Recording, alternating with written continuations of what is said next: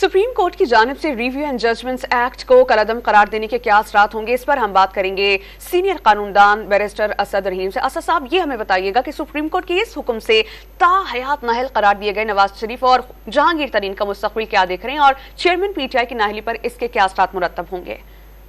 जी बहुत शुक्रिया। बात कोई मखसूस अफराद के हवाले से नहीं है। जो अदालत उज़्मा का फैसला था उसमें एक बुनियादी असूल है, आम कानून साजी के जरिए इस असूल को सरकमवेंट नहीं कर सकते। तो अदालत ने यही कहा कि अगर आप कुछ इस तरह की चीज करना चाहते हैं तो आइन में तरमीम जरूरी थी।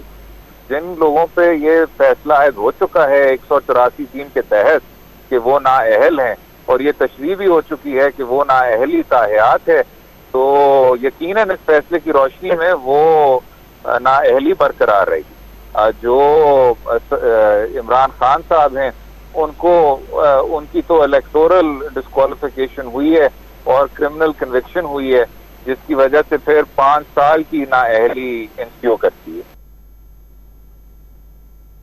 असद रहीम साहब हमारे साथ मौजूद थे।